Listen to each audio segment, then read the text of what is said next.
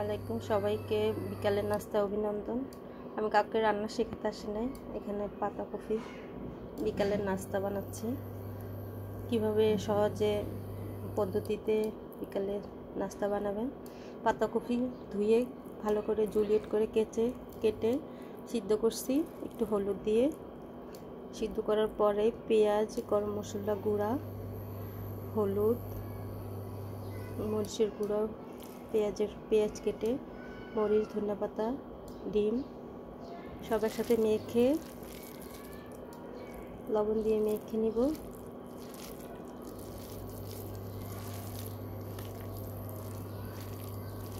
ভালো করে মাখানো হয়ে গেলে একটা ডিম দিছি, চাউলের গুঁড়া দিব। চাউলের গুঁড়া না থাকলে কর্নফ্লাওয়ার না থাকলে ময়দা বা আটা যে কোনো জিনিস বাইন্ডিংয়ের জন্য দিলেই হবে। এখানে তেল গরম করে নিয়েছি। ভালো করে তেল গরম হয়ে গেলে এই পাতাকপির এই বড়াটা কেউ বুঝবেই না কি এটা কি কাবাবের মতো। মুরগি কেটে কুচি কুচি করে কেটে দিলে হয়। কেউ ডাল বাটা দিয়ে করে, আমি বেশি করে ডিম ফাটিয়ে দিয়ে করি। হয়ে গেছে আমার মাখানো। এখন ছোট ছোট করে তেলের মধ্যে ছাড়ব।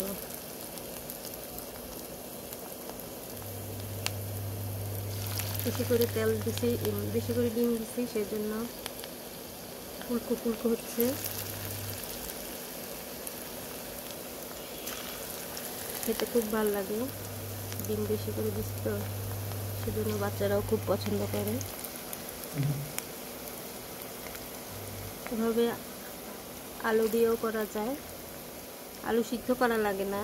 আলু একটু লবণ মাখিয়ে খুব জুলিয়েট করে কেটে একটু লবণ মাখিয়ে রাখলেই হয়।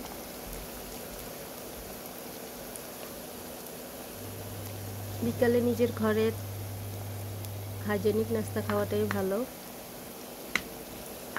অনেকের ঘরেই বাচ্চারা এই নাস্তাটা খুব পছন্দ করে।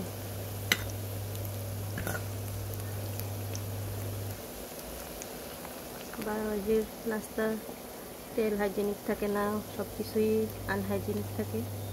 ঘরে এইভাবে বানিয়ে দিলে খুব ভালো লাগে।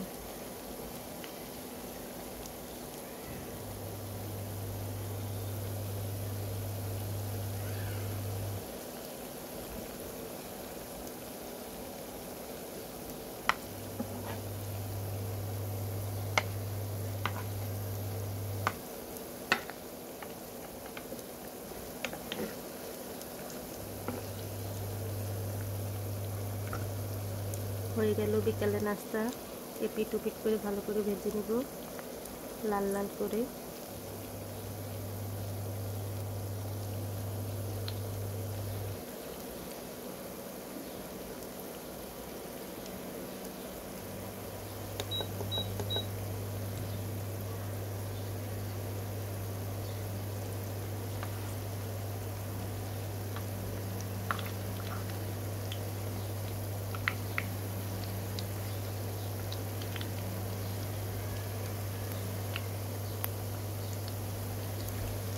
একটু ভালো করে লাল লাল হোক, তারপর উঠিয়ে নেব।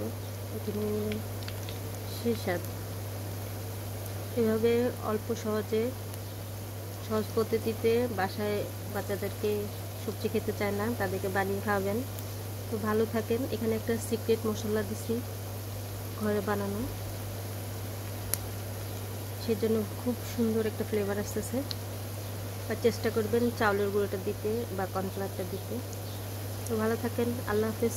সস দিয়ে খেয়ে দেখি কেমন হয়েছে। আল্লাহ হাফেজ। খুশবু বলে দিচ্ছে সে ওয়াও হয়েছে, সেই স্বাদ।